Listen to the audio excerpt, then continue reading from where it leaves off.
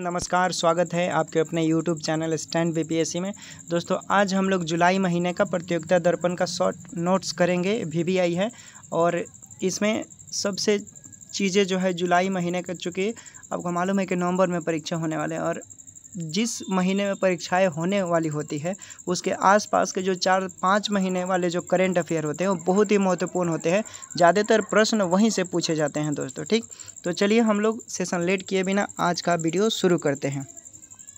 इसमें है 18वीं लोकसभा चुनाव 19 अप्रैल से 1 जून तक चला। 18वीं लोकसभा का चुनाव 19 अप्रैल 2024 से 1 जून 2024 तक चला और ये 7 चरणों में हुआ। 18वीं लोकसभा का जो चुनाव था ये 7 चरणों में हुआ।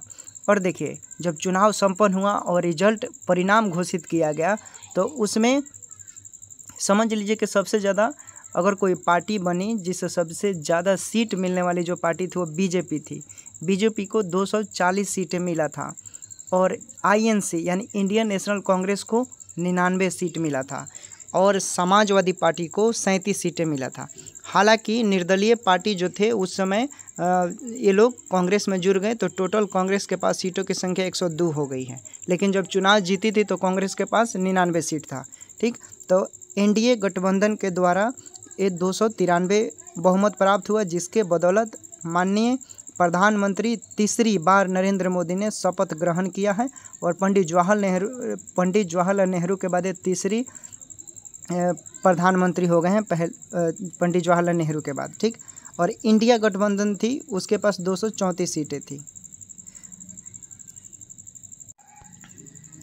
अगला है, देखिए नोट में कुछ इंपॉर्टेंट पॉइंट है कि 17वीं लोकसभा का जो कार्यकाल था ये कितने दिनों तक चला। देखिए 16 जून 2024 को ये समाप्त हुआ है। ठीक है, 17वीं लोकसभा का कार्यकाल ये 16 जून 2024 को समाप्त हो गया है।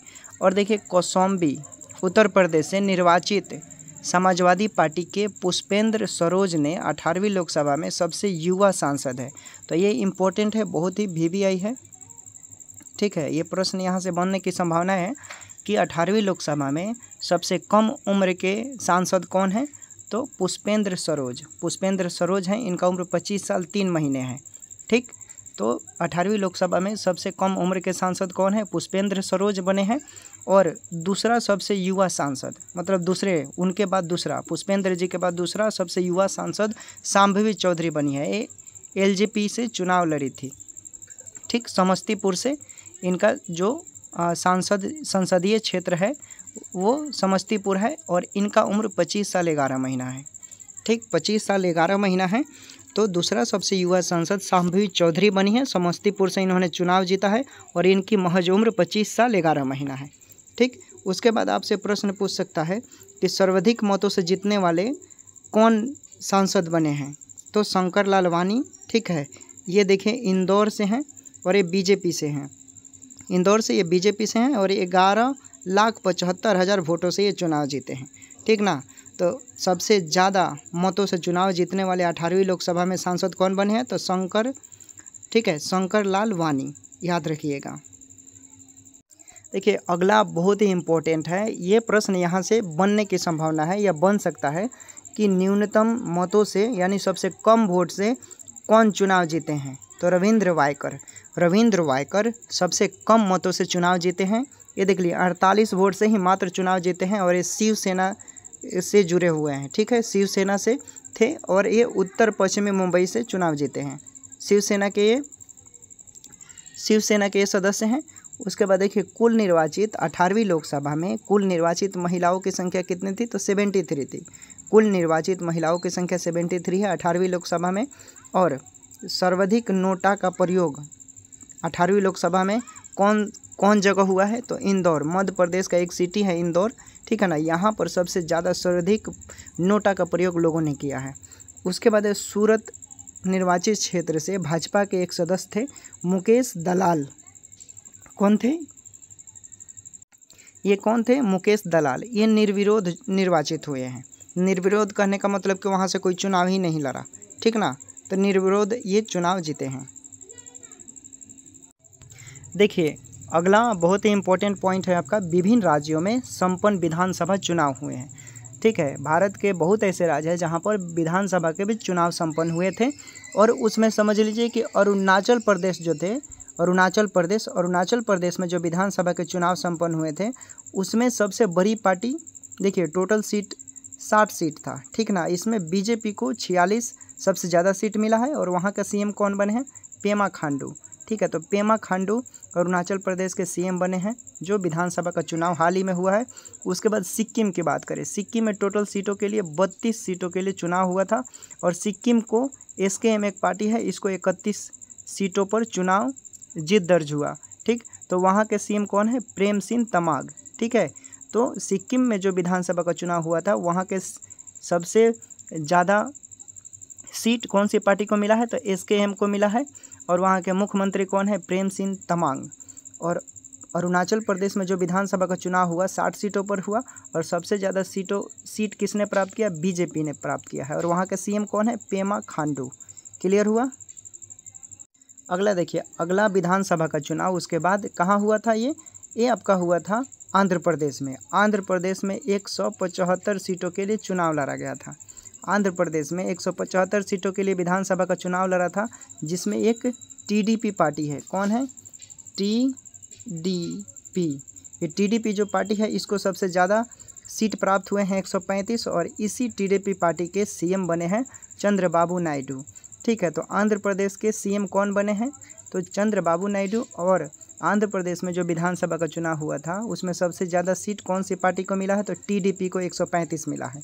उसके बाद है उड़ीसा।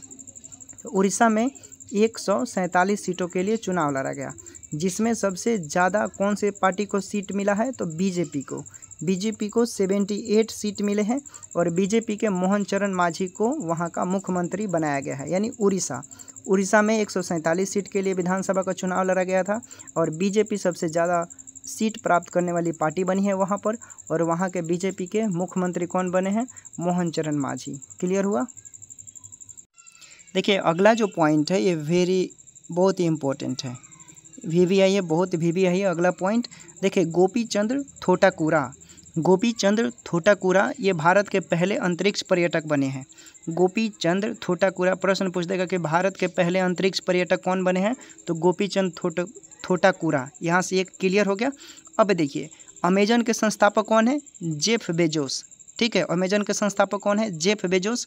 और जेफ बेजोस की कंपनी ब्लू ओरिजिन के न्यू शेपर्ड 25 मिशन के तहत गोपीचंद जो थोटाकुरा हैं ये भारत के पहले अंतरिक्ष पर्यटक बने हैं। क्लियर हो गया?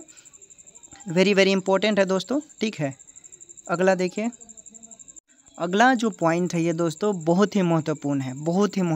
क्यों महत्वपूर्ण है अभी बताते हैं। देखिए, जलवायु परिवर्तन से निपटने के लिए CSIR द्वारा WAH मुहिम की शुरुआत की गई है, ठीक है। तो यहाँ से एक प्रश्न बन सकता है कि WAH मुहिम की शुरुआत किसने किया? तो जलवायु परिवर्तन मंत्री ने किया है, जलवायु परिवर्तन के द्वारा किया गया है। और ये जलवायु परिवर्तन से निपटने के लिए CSIR द्वारा, ठीक है ना, CSIR द्वारा ये जलवायु परिवर्तन का ही एक डिपार्टमेंट है और ये वहाँ से WAH मुहिम की शुरुआत की गई है दोस्तों, ठीक है। इसके तहत क्या है? तो WAH का फुल फॉर्म क्या हो जाएगा? रिंकल अच्छे हैं। WAH का मतलब रिंकल अच्छे हैं। देखिए इसका मतलब हुआ कि यहाँ WAH से मतलब है कि रिंकल अच्छे हैं, ठीक है। अर्थात स्त्री क्यों कपड़े पहनने से रिंकल युक्त कपड़े पहनना ही अच्छा है। यानी CSIR ने अपने कर्मचारियों को सप्ताह में कम से कम एक दिन बिना इस्त्री किए कपड़े पहनकर कार्यालय में आने का आदेश दिया है। वो इसलिए एक जोड़ी कपड़े सप्ताह में कम से कम आप एक दिन इस्त्री कर कपड़े पहनकर आइए। यानी एक हफ्ते में आप एक इस्त्री कपड़े करते हैं तो CO2 200 ग्राम CO2 का उत्सर्जन होगा, जिससे क्या होगा नीचे देख लीजिए, जिससे दिया हुआ है कि CO2 का उत्सर्जन होगा। CO2 की मात्रा को हम लोग कम कर सकते हैं और इससे जलवायु परिवर्तन को सुधार कर सकते हैं। ठीक, क्लियर हुआ? आगे देखिए अगला जो पॉइंट है बहुत ही इंपॉर्टेंट है, भारत से संबंधित है। इसलिए इम्पोर्टेंट है क्योंकि भारत से संबंधित है और ये यहाँ पर एक युद्ध हुआ था। तो कौन सा युद्ध है? देखिए हाल ही में इजराइल हमास युद्ध के दौरान गाजा में संयुक्त राष्ट्र मिशन में तैनात किस भारतीय अधिकारी का इजरायली हमले में निधन हो गया है? ठीक है, तो ये वैभव अनिल काजे हैं। वैभव अनिल काजे हैं, ये VVI है। यहाँ से प्रश्न बनने की संभावनाएं ज़्यादा हैं। प्रश्न पूछेगा कि हाल ही में इजराइल हमास युद्ध के दौरान गाजा में संयुक्त राष्ट्र मिशन के तहत तैनात किस भारतीय अधिकारी का इजरायली हमले में निधन हो गया? तो कौन है वो? वैभव अनिल काजे। ठीक, वैभव अनिल काजे हैं। हाल ही में ईरान के किस राष्ट्रपति का निधन हेलीकॉप्टर दुर्घटना में हुआ है? हाल ही में ईरान के किस राष्ट्रपति का निधन हेलीकॉप्टर दुर्घटना में हुआ है? तो ये इब्राहिम रईसी का हुआ है। ठीक है, इब्राहिम रईसी का हुआ है। जाहिर सी बात है, ईरान के कौन से राष्ट्रपति हैं जिनका हेलीकॉप्टर दुर्घटना में मौत हो गया है? तो इब्राहिम रईसी हैं। ठीक है, इसे क्लियर कर लीजिएगा। अगला देखिए, अगला है कि इंडोनेशिया के नए राष्ट्रपति कौन बने हैं? इंडोनेशिया के नए राष्ट्रपति कौन बने हैं? तो ये प्रोबो सुबियांतो बने हैं। प्रोबो सुबियांतो बने हैं। ठीक है, इंडोनेशिया के नए राष्ट्रपति प्रोबो सुबियांतो बने हैं। और पनामा के नए राष्ट्रपति कौन बने हैं? पनामा के नए राष्ट्रपति जोस राउल मुलिनो बने हैं। पनामा के नए राष्ट्रपति जोस राउल मुलिनो बने हैं। जोस राउल मुलिनो पनामा के राष्ट्रपति बने हैं। क्लियर हुआ? अगला वेरी इंपॉर्टेंट है, चंद्र मिशन से संबंधित है। ये क्यों संबंधित है? देखिए, चंद्र मिशन चांग-ई 6, चंद्र मिशन चांग-ई 6 किसके द्वारा प्रक्षेपण किया गया है? तो चीन के द्वारा। पहला प्रश्न यहाँ से क्लियर हो जाएगा कि चंद्र मिशन चांग-ई 6 किसके द्वारा प्रक्षेपित किया गया है? तो चीन के द्वारा। अब देखिए, ये वेनचांग अंतरिक्ष प्रक्षेपण स्थल से प्रक्षेपित किया गया है। ये पूछेगा कि चंद्र मिशन चांग-ई 6 तो चीन के द्वारा प्रक्षेपण किया गया है, लेकिन चीन के कहाँ से? तो वेनचांग अंतरिक्ष प्रक्षेपण स्थल चीन का है, यहीं से इसको प्रक्षेपित किया गया है। तो क्लियर हुआ, चंद्र मिशन चांग-ई 6 चीन का एक शहर है, वेनचांग अंतरिक्ष प्रक्षेपण स्थल, वहीं से इसको प्रक्षेपित किया गया है और ये सफलतापूर्वक प्रक्षेपण भी हो गया है। इसका उद्देश्य क्या है? चंद्रमा के सुदूर मतलब दूर हिस्से से नमूने एकत्र कर वापस पृथ्वी पर लाना है। यानी कि चंद्रमा पर यह जाएगा, वहाँ से इसका जो भी चीज़ें होगा, एक्टिविटी होगा, वहाँ से एकत्रित कर पृथ्वी पर वापस लाएगा, जिसे चंद्रमा पर और चीज़ों को सर्च किया जाएगा, शोध किया जाएगा, उससे ये संबंधित है। अगला जो ये टॉपिक है, सिप्री के द्वारा एक रिपोर्ट पेश किया गया है, बहुत ही महत्वपूर्ण है। सिप्री के द्वारा जो रिपोर्ट पेश किया गया है दोस्तों, देखिए सैन्य खर्च संबंधित है। ठीक है, सैन्य खर्च से संबंधित सिप्री ने एक रिपोर्ट जारी किया है। सेना और हथियारों पर सबसे ज़्यादा कौन सा ऐसा देश है जो सबसे ज़्यादा सेनाओं पर खर्च करते हैं? ठीक, तो उसके द्वारा जो रिपोर्ट है, विभिन्न देश हैं, ठीक है, इनको हम संकलित किए हैं यहाँ पर और उसको देख लेते हैं। तो देखिए, सेना पर सबसे ज़्यादा खर्च जो करता है वो USA है। 1 नंबर पर USA है, दूसरे नंबर पर चाइना है, तीसरे नंबर पर रसिया है और भारत जो देश है ये चौथे नंबर पे है। तो भारत पूरे विश्व में चौथे नंबर पर है सेना पर खर्च करने वाला। 5वें नंबर पर सऊदी अरब है। तो देखिए, इन पांचों देश यानी वैश्विक सैन्य खर्च का 61% ये 5 देश अकेले खर्च करते हैं सेना का। ठीक है, यानी 100% का 61% ये पांचों देश USA, चाइना, रसिया, इंडिया, सऊदी अरब, ये 61% खर्च करते हैं।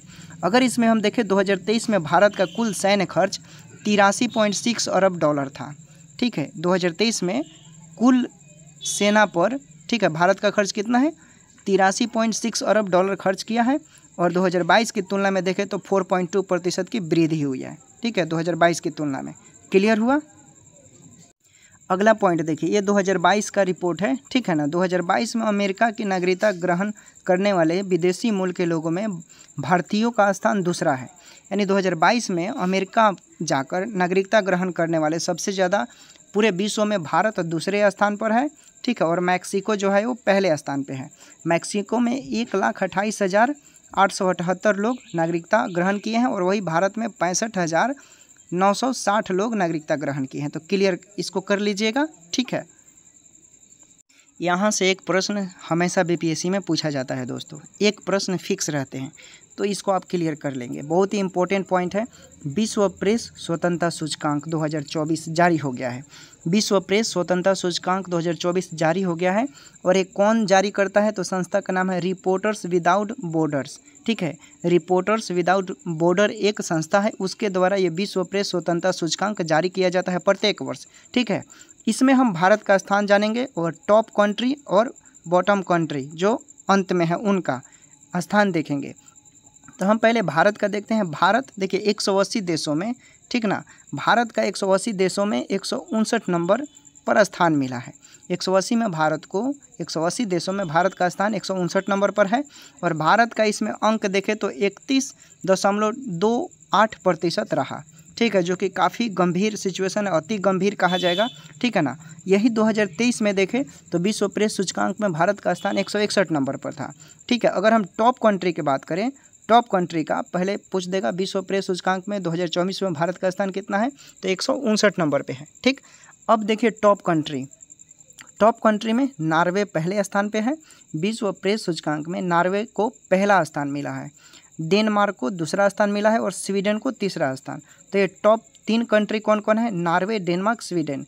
विश्व प्रेस सूचकांक में नॉर्वे को पहला स्थान मिला है, दूसरा डेनमार्क को मिला है, तीसरा स्वीडन को मिला है।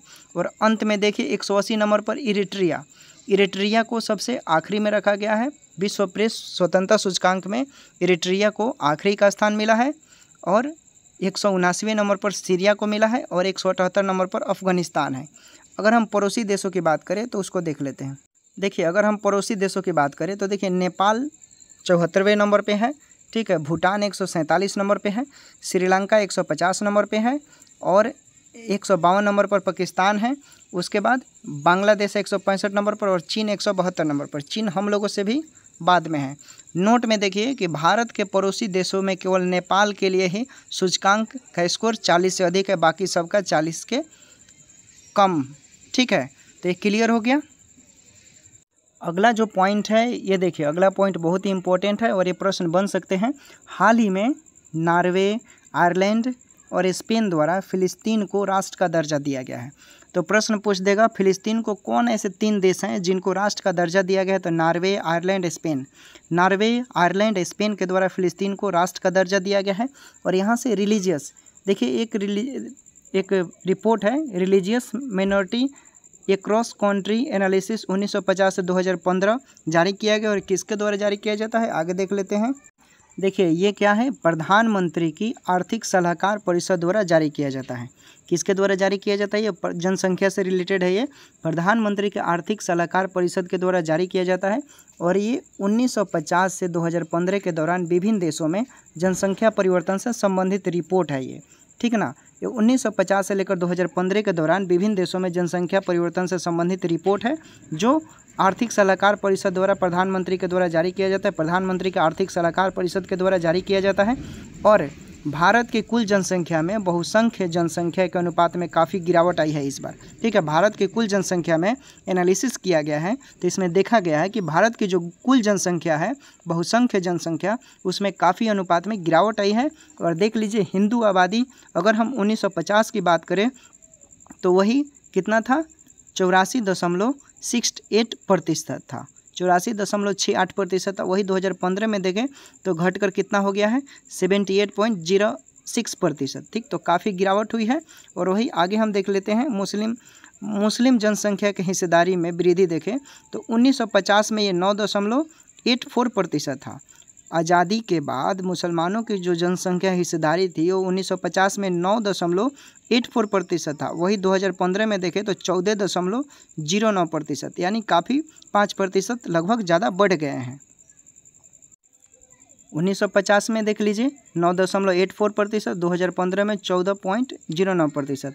तो जैन एवं पारसी आबादी में भी गिरावट आई है पर सिख आबादी में वृद्धि हुई है, ठीक है, याद रखिएगा। जैन एवं पारसी आबादी में गिरावट आई है लेकिन सिख आबादी में वृद्धि हुई है। तो बोलेगा इस रिपोर्ट के अंतर्गत कौन सी किसमें जैन धर्म कौन है? तो सिख आबादी में वृद्धि हुई है, ठीक। इसको क्लियर कर लीजिएगा। देखिए अगला पॉइंट बहुत ही महत्वपूर्ण है। ईरान के दक्षिण पश्चिम तट पे स्थित चाबहार बंदरगाह के शाहिद बेहेश्ती टर्मिनल का संचालन 10 वर्ष के लिए भारत को सौंपने संबंधी अनुबंध पर 13 मई 2024 को हस्ताक्षर किया गया, ठीक। किया गया है किसके द्वारा? तो देखिए ईरान के दक्षिण पश्चिम तट पर स्थित है कौन सा बंदरगाह? चाबहार बंदरगाह, ठीक है। उसके शाहिद बेहेश्ती टर्मिनल का संचालन किसके द्वारा किया गया है? तो शाहिद बेहेश्ती टर्मिनल, ठीक। और भारत को सौंपने संबंधी अनुबंध पर इसका 13 मई 2024 को हस्ताक्षर किया गया। और देखिए दूसरा कौन है, भारत की इंडिया पोर्ट्स, इसमें 2 कंपनी है। भारत की कंपनी है इंडिया पोर्ट्स ग्लोबल लिमिटेड, ठीक, और ईरान के पोर्ट एंड मैरीटाइम ऑर्गेनाइजेशन, ये 2 कंपनियों के बीच समझौता हुआ है। ठीक है, तो भारत के इंडिया पोर्ट्स ग्लोबल लिमिटेड और ईरान के पोर्ट एंड मैरीटाइम ऑर्गेनाइजेशन के बीच समझौता हुआ है। ठीक, इसमें चाबहार का बेहस्ती टर्मिनल विदेश में भारत सरकार द्वारा लीज पर लिया गया पहला बंदरगाह है। तो प्रश्न, भारत के द्वारा लीज पर लिया गया पहला बंदरगाह कौन हो जाएगा, चाबहार। ठीक है, अगला पॉइंट बहुत महत्वपूर्ण है, देखिए निर्यात संबंधी अंकटाड, अंकटाड UN लिख देते हैं, UNCTA और D, ठीक, अंकटाड यानी निर्यात संबंधी अंकटाड का रिपोर्ट जारी किया गया है। 2023 में सेवाओं के वैश्विक निर्यात में औसत वृद्धि कितनी रही, 8.9% रहा। ठीक है, 2023 में सेवाओं के वैश्विक निर्यात में औसत वृद्धि 8.9% रही। वहीं भारत में इसके निर्यात में देखें तो 11.4% की वृद्धि हुई है। ठीक है, भारत में इसके निर्यात में 11.4% की वृद्धि हुई है अंकटाड में। और सेवाओं का कुल वैश्विक निर्यात देखें तो 7.9 ट्रिलियन डॉलर यानी लगभग 7900 अरब डॉलर के आसपास। ठीक, तो भारत का निर्यात कितना हुआ है, तो ये 345 अरब डॉलर हुआ है, 345 अरब डॉलर। क्लियर हो गया।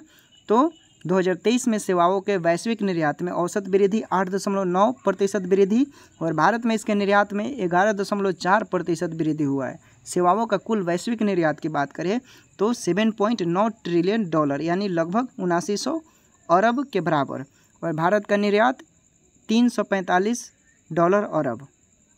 क्लियर हुआ। देखिए अगला पॉइंट है आपका, अगला है बहुत ही इंपॉर्टेंट है, global trade research initiative GTRI के द्वारा एक रिपोर्ट जारी किया गया है। ग्लोबल ट्रेड रिसर्च इनिशिएटिव के द्वारा एक रिपोर्ट जारी किया गया है कि 2023 से 24 में भारत का सबसे बड़ा व्यापारिक भागीदारी देश कौन रहा, तो ये चीन रहा। ठीक, कौन है, ये चीन है। ठीक है, 2023-24 में भारत का सबसे बड़ा व्यापारिक भागीदारी देश चीन रहा और कुल व्यापार की बात करें तो 118.4 अरब डॉलर का व्यापार किया है। ठीक है ना, कुल व्यापार चीन के साथ रहा। और आयात की बात करें तो आयात में 16.67 अरब डॉलर का किया है और निर्यात में 101.7 अरब डॉलर का निर्यात किया है। ठीक, आयात और निर्यात सबसे ज़्यादा चीन का हो गया है, दूसरे नंबर पर USA है और तीसरे नंबर पर UAE है। ठीक है, तो दूसरे नंबर पर USA है। व्यापार के मामले में देखिए 118.3 अरब का डॉलर व्यापार हुआ है, सबसे ज़्यादा चीन के साथ, दूसरे नंबर पर USA के साथ। इस दौरान भारत से चीन के निर्यात में 8.7% की वृद्धि हुई है, जबकि आयात में 3.24 अरब डॉलर की वृद्धि हुई है। ठीक, आगे देख लीजिए, आगे थोड़ा सा पॉइंट है, आगे है कि भारत का तीसरा व्यापारिक भागीदारी UAE, पहले ही बताया था मैंने। ठीक है, तो पहले नंबर पर चीन, दूसरे नंबर पर USA और तीसरे नंबर पर UAE व्यापार के मामले में। क्लियर हुआ। खान मंत्रालय के अनुसार वर्ष 2023-24 में खनिज उत्पादन में 7.5% की वृद्धि हुई है। तो प्रश्न पूछ देगा कि खान मंत्रालय के द्वारा वर्ष 2023 से 24 में खनिज उत्पादन में कितने प्रतिशत की वृद्धि हुई है, तो ये 7.5% की वृद्धि हुई है। ठीक है, खान मंत्रालय के अनुसार वर्ष 2023 से 24 में खनिज उत्पादन में 7.5% की वृद्धि हुई है। क्लियर हुआ। अगला बहुत ही इंपॉर्टेंट है, भारत का खनिज में लोहा, चूना पत्थर, एल्युमिनियम में कितना स्थान है उत्पादन में, उसको देखेंगे। तो देखिए, तो भारत का लौह अयस्क उत्पादन पूरे विश्व में चौथे नंबर पर है। लौह अयस्क के उत्पादन में विश्व में भारत चौथे स्थान पर है। 2023 से 24 में 277 मिलियन मीट्रिक टन का उत्पादन किया है, जो पिछले वर्ष का देखा जाए तो 7.4% का वृद्धि हुआ है। ठीक है, पिछले वर्ष के तुलना में 7.4% की वृद्धि हुआ है। वही अगर चूना पत्थर की बात करें तो भारत पूरे विश्व में तीसरे नंबर पर चूना पत्थर का उत्पादन करता है। ठीक, 2023-24 में ये 450 मिलियन मीट्रिक टन का उत्पादन किया है, जो पिछले वर्ष की तुलना में 10.7% का वृद्धि हुआ है। एल्युमिनियम उत्पादन में भारत पूरे विश्व में दूसरे नंबर पर है और 2023-24 में अगर बात करें तो 41.59 लाख टन का उत्पादन किया है। ठीक, जो पिछले साल की तुलना में 2.1% का वृद्धि हुआ है। ठीक, तो लौह अयस्क में चौथे स्थान पर पूरे विश्व में भारत है, चूना पत्थर में तीसरे नंबर पर और एल्युमिनियम में दूसरे नंबर पर है। क्लियर हुआ। अब देखिए कुछ ऐसे पॉइंट है जो कई ऐसे कंपनी है जिनका पंजीकरण रजिस्ट्रेशन किया गया है। देख लेते हैं किस किस राज्य में सबसे ज़्यादा उसको प्रिविलेज मिला है। देखिए कंपनी मामलों के मंत्रालय, ठीक है, MCA के आंकड़े के अनुसार वित्त वर्ष 2023-24 में देश में कुल 1,85,312 नई कंपनियों का पंजीकरण हुआ है, जो किसी एक वर्ष में पंजीकृत होने वाली कंपनियों की अब तक की सर्वोच्च संख्या है। ठीक है, अब तक की सर्वोच्च संख्या है। और सर्वाधिक पंजीकृत में देखें कि सबसे ज़्यादा किस राज्य से, देख लीजिए 1,85,312 नई कंपनियों का पंजीकरण हुआ, जो एक वर्ष में पंजीकृत होने वाली कंपनियों का सबसे अभी तक का सबसे ज़्यादा संख्या है। ठीक, तो ये 2023 की संख्या है। और सबसे ज़्यादा महाराष्ट्र में 17.6% वहाँ की कंपनियों को पंजीकरण मिला है। उसके बाद दूसरे नंबर पर देखें तो उत्तर प्रदेश की कंपनी है 11.1% और दिल्ली में 9.2% कंपनियों का रजिस्ट्रेशन हुआ है।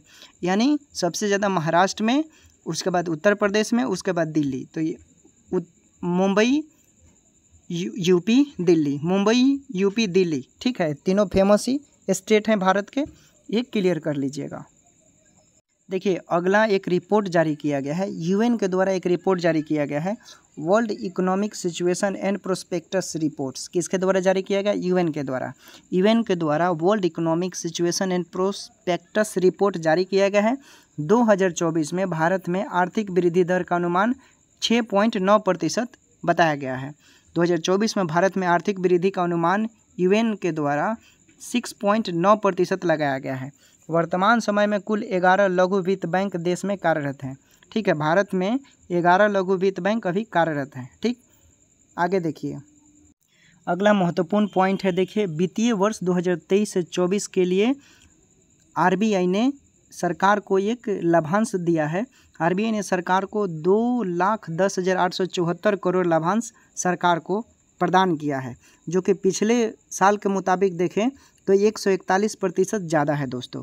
तो RBI आप कल्पना कर सकते हैं, सोच सकते हैं 2 लाख करोड़, ठीक है ना, लगभग इससे भी ज़्यादा 2,10,874 करोड़ का लाभांश RBI ने सरकार को प्रदान किया है, यानी 141% ज़्यादा, ठीक ना, 141%।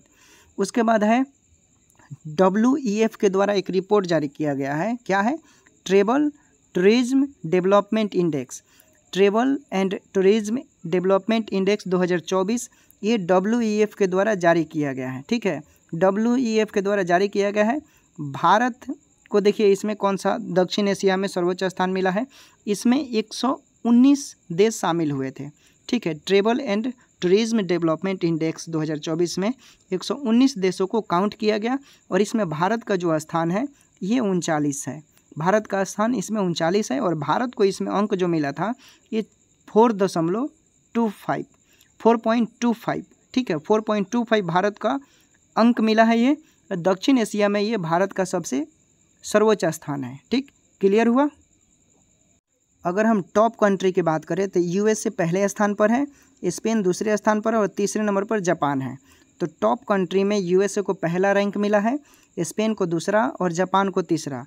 ठीक है, आखिरी में देखेंगे तो माली जो है, माली, ठीक है, इसको 119 नंबर का रैंक मिला है, 119 नंबर पे है। 119 टोटल देश ही थे दोस्तों। ठीक है, लास्ट में सबसे माली है और 118 नंबर पर सियरा लियोन है और कैमरून जो है 117 नंबर पर है। तो इसे याद कर लेना है। अगला पॉइंट बहुत ही इम्पोर्टेंट है। अगला पॉइंट है सार्वजनिक क्षेत्र की कंपनी इरेडा को सरकार ने नवरत्न कंपनी का दर्जा दिया है। तो हाल ही में कौन सी कंपनी है जिसे भारत सरकार ने इसे नवरत्न कंपनी का दर्जा दिया है? तो इरेडा को भारत सरकार ने नवरत्न कंपनी का दर्जा दिया है। देखिए वर्तमान समय में भारत देश में कुल 17 नवरत्न कंपनियां हैं और 13 महारत्न कंपनियां हैं। ठीक है, तो प्रश्न पूछ देगा कि भारत में वर्तमान कितनी कंपनियां, नवरत्न कंपनियों की संख्या कितनी है? तो 17 नवरत्न कंपनियां हैं और 13 महारत्न कंपनियां हैं। ठीक है, इसमें गेट क्वालिफाई लोग जाते हैं, जो गेट बीटेक IIT के बाद गेट होता है, बीटेक के बाद गेट होता है, वो लोग। ठीक, इसमें देखिए इरेडा कंपनी है, इसकी स्थापना 1987 में हुआ है। इरेडा की फुल फॉर्म की बात करें तो Indian renewable energy development agency limited होता है। Indian renewable energy development agency limited होता है, इसकी स्थापना 1987 में किया गया है। ठीक, तो सार्वजनिक क्षेत्र की कंपनी इरेडा को भारत सरकार ने नवरत्न कंपनी का दर्जा दे दिया है और भारत में कुल 17 नवरत्न कंपनी है, जिसमें और 13 महारत्न कंपनी है। ठीक, क्लियर कर लीजिएगा, याद कर लीजिएगा। उसके बाद है एक फुल फॉर्म, इम्पोर्टेंट है, प्रश्न में एग्जाम में आने की संभावनाएं हैं। फुल फॉर्म ऑफ एनसीजीजी, यानी एन से हो गया नेशनल, सी से हो गया सेंट्रल, फॉर गुड गवर्नर। ठीक है, गुड गवर्नेंस। ठीक, तो national centre for good governance NCGG का फुल फॉर्म हुआ। ठीक है, तो फुल फॉर्म एनसीजीजी का क्या होगा, तो national centre for good governance. Okay, याद रखिएगा। देखिए कुछ नियुक्तियां हैं। ठीक है, कुछ नियुक्तियां हैं जो इस महीने में हुई हैं, इसको हम लोग क्लियर कर लेते हैं।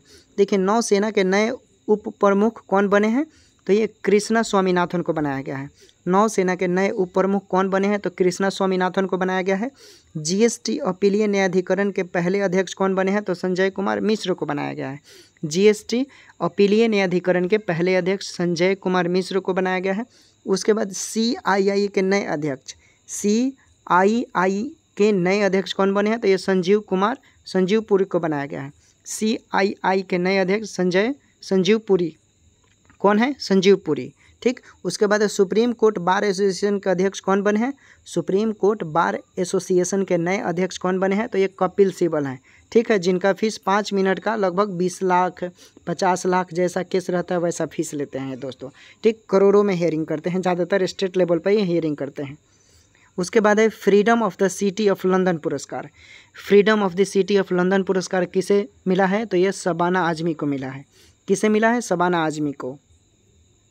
देखिए अगला है, और अगला एक पुरस्कार है, ठीक है ना, ये यूनेस्को के द्वारा दिया जाता है। गुइलेमो कैनो विश्व प्रेस स्वतंत्रता पुरस्कार किसके द्वारा दिया जाता है, तो यूनेस्को के द्वारा ये दिया गया है। यूनेस्को के द्वारा गुइलेमो कैनो विश्व प्रेस स्वतंत्रता पुरस्कार ये यूनेस्को के द्वारा दिया गया है। ये फिलिस्तीन पत्रकारों को दिया गया है। ठीक है, फिलिस्तीन पत्रकारों को दिया गया है। और ये देखिए ये फिलिस्तीन पत्रकार क्या कर रहे हैं, इजराइल हमास में जो युद्ध चल रहे हैं ये गाजा में रिपोर्टिंग कर रहे हैं। ठीक है, ये उतने युद्ध मतलब जो खतरनाक युद्ध हो रहा है उसमें वहाँ पर ये रिपोर्टिंग कर रहे हैं, इसलिए यूनेस्को ने ये गुइलेमो कैनो विश्व प्रेस स्वतंत्रता पुरस्कार फिलिस्तीन पत्रकारों को देगा दोस्तों। ठीक है, बहुत ही खतरनाक रूप से वहाँ पर युद्ध हो रहा है और वहाँ पर जाकर धरातल पर पहुँच ये लोग रिपोर्टिंग कर रहे हैं, इसलिए यूनेस्को ये कदम उठाया है। अगला जो है ये बहुत ही इम्पोर्टेंट है, VVI। ठीक है, VVI वेरी इम्पोर्टेंट इसलिए है, देख लीजिए। मेजर राधिका सेन को UNO की military gender advocate of the year award से सम्मानित किया गया है। ठीक है, तो मेजर राधिका सेन को UNO की military gender advocate of the year award से सम्मानित किया गया है और ये सम्मानित होने वाली दूसरी भारतीय बनी है। ये दूसरी भारतीय बन गई है। इससे पहले यह पुरस्कार 2019 में मेजर सुमन गवानी को दिया गया था। ठीक, तो ये प्रश्न पूछ देगा कि UNO के द्वारा military gender advocate of the year award से सम्मानित होने वाली दूसरी भारतीय कौन बनी है, तो मेजर राधिका सेन। ठीक, क्लियर हुआ। अगला VVI है, ये भी वेरी इंपॉर्टेंट है दोस्तों। ठीक, इसे क्लियर कर लीजिएगा। निमहंस बेंगलुरु को WHO ने नेल्सन मंडेला पुरस्कार 2024 से सम्मानित किया है। ठीक है, तो नेल्सन मंडेला पुरस्कार 2024 से किसे सम्मानित किया गया है WHO के द्वारा, तो निमहंस को, ये बेंगलुरु को है। ठीक है, निमहंस का फुल फॉर्म क्या होता है, तो देख लीजिए, national institute of mental health and neuro science है। ठीक है, तो निमहंस मतलब national institute of mental health and neuro science को ये WHO द्वारा क्या किया गया है, पुरस्कार दिया गया है। ठीक है, नेल्सन मंडेला पुरस्कार दिया गया है। ठीक, इसे याद रखिएगा। अगला देखिए, अगला बहुत ही इम्पोर्टेंट है। हाल ही में यूनेस्को की memory of the world regional register में भारत की कितनी साहित्यिक कृतियों को जोड़ा गया है। ठीक है, प्रश्न पूछ देगा कि हाल ही में यूनेस्को की memory of the world regional register में भारत की कितनी साहित्यिक कृतियों को जोड़ा गया है। तो ये 3 कृतियों को जोड़ा गया है। ठीक, कौन कौन है, तो रामचरितमानस है पहला, दूसरा पंचतंत्र है, तीसरा सहृदय लोक। ठीक है, सहृदय लोक। ठीक है, तो 3 है। उसके बाद है हाल ही में जीवाश्म वैज्ञानिकों द्वारा किस देश में द्विपाद शाकाहारी डायनासोर के अवशेष की खोज की गई है। तो ये अर्जेंटीना में खोज किया गया है, प्यूब्लो ब्लैंको नेचुरल रिजर्व। ठीक है ना, ये अर्जेंटीना का जगह है, प्यूब्लो ब्लैंको नेचुरल रिजर्व में इस अवशेष को खोजा गया है। ठीक, देखिए अगला है हाल ही में जीवाश्म वैज्ञानिकों के द्वारा किस देश में द्विपाद शाकाहारी, ये तो बता दिया। ठीक है, उसके बाद हाल ही में किस संस्था द्वारा एक हल्के AI मॉडल Phi-3 मिनी को लॉन्च किया गया है। ठीक है, AI है। ठीक है, मॉडल Phi-3 मिनी को लॉन्च किया गया है माइक्रोसॉफ्ट द्वारा। किसने लॉन्च किया है? AI model Phi-3 mini Microsoft के द्वारा ये लॉन्च किया गया है। हाल ही में किस देश के वैज्ञानिकों ने सोने की पहली स्वतंत्र सीट विकसित करने में सफलता प्राप्त किया है। तो ये स्वीडन। ठीक है, स्वीडन के वैज्ञानिकों ने सोने की पहली स्वतंत्र सीट विकसित करने में सफलता प्राप्त कर लिया है। तो कौन सा ऐसा देश है जहां के वैज्ञानिकों ने सोने की पहली स्वतंत्र सीट विकसित करने में सफलता प्राप्त की है। तो स्वीडन। ठीक है, स्वीडन के वैज्ञानिक और स्वीडन में ही सोने की पहली स्वतंत्र सीट विकसित करने की सफलता प्राप्त कर लिया गया है। ठीक, क्लियर हुआ। हाल ही में पर्णपाती पेड़ बाओबाब की उत्पत्ति का पता चला है। यह पेड़ मूल रूप से किस द्वीप पर पाए जाते हैं। तो ये मेडागास्कर द्वीप पर पाए जाते हैं। ठीक है, मेडागास्कर। हाल ही में पर्णपाती पेड़ बाओबाब की उत्पत्ति का पता चला है। ठीक है, पर्णपाती पेड़ बाओबाब है, बाओबाब पेड़ है, ये कैसा है तो पर्णपाती पेड़ है। ठीक है, यह पेड़ मूल रूप से मेडागास्कर द्वीप पर पाया जाता है। ठीक है, मेडागास्कर। ठीक, उसके बाद है भारत के किस शहर में 2025 में, ऊपर कर देते हैं, तो भारत के किस शहर में 2025 में BWF विश्व जूनियर चैंपियनशिप का आयोजन किया जाएगा। ठीक है, किया गया, तो ये किया जाएगा, 2025 में होगा, गुवाहाटी के असम में होगा। ठीक है, ये असम में होने वाला है। असम का एक सिटी है गुवाहाटी। ठीक है, असम की राजधानी दिसपुर। तो भारत के किस शहर में 2025 में BWF विश्व जूनियर चैंपियनशिप का आयोजन होगा। तो असम के गुवाहाटी में होगा। ठीक, याद कर लीजिएगा। अगला महत्वपूर्ण युद्ध अभ्यास है। ठीक है, अगला महत्वपूर्ण युद्ध अभ्यास है और युद्ध अभ्यास से भी कई बार प्रश्न पूछ दिया जाता है BPSC में। ठीक है, ये वो देखिए युद्ध अभ्यास भारत और फ्रांस के बीच हुआ है। ठीक है, भारत और फ्रांस के बीच युद्ध अभ्यास हुआ है और इसमें देखिए थल सेना, एक होता है शक्ति युद्ध अभ्यास, फ्रांस और भारत के बीच शक्ति युद्ध अभ्यास थल सेना के बीच होता है। ठीक, भारत और फ्रांस के बीच नौसेना के बीच एक वरुण युद्ध अभ्यास होता है और वही भारत और फ्रांस के बीच वायुसेना के बीच एक गरुड़ युद्ध अभ्यास होता है। ठीक, तो थल सेना भारत और फ्रांस के बीच शक्ति युद्ध अभ्यास होता है, नौसेना भारत और फ्रांस के बीच युद्ध अभ्यास वरुण होता है, भारत और फ्रांस के बीच वायुसेना के बीच गरुड़ युद्ध अभ्यास होता है। ठीक, क्लियर कर लीजिएगा। उसके बाद दुर्लभ खनिजों के संबंध में खनिज शिखर सम्मेलन न्यू दिल्ली अप्रैल 2024 में हुआ है। ठीक, तो दुर्लभ खनिजों के संबंध में खनिज शिखर सम्मेलन कहाँ हुआ, तो ये नई दिल्ली में हुआ है। ठीक, नई दिल्ली में। ठीक, अदिति बनी है नई दिल्ली के मुख्यमंत्री। ठीक है ना। देखिए कुछ महत्वपूर्ण बुक्स हैं। ठीक है, ये कुछ महत्वपूर्ण बुक्स हैं जिसे कई लेखकों के द्वारा लिखा गया है, इसे याद कर लेना पड़ेगा हम लोगों को। ठीक है, तो अनब्रोकन इंद्राणी मुखर्जी ने लिखा है। अनब्रोकन इंद्राणी मुखर्जी ने लिखा है। How to be happy Ruskin Bond ने लिखा है। How to be happy Ruskin Bond ने लिखा है।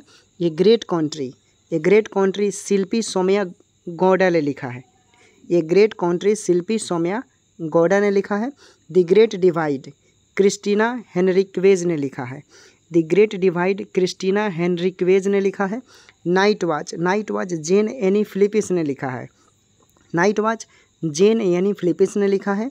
उसके बाद है hold on to your dreams a letter to young friends, ये रसिकन बॉन्ड ने लिखा है। ठीक, तो इसे याद कर लेना है। तो दोस्तों आज का हमारा ये इस महीने का करेंट अफेयर समाप्त होता है।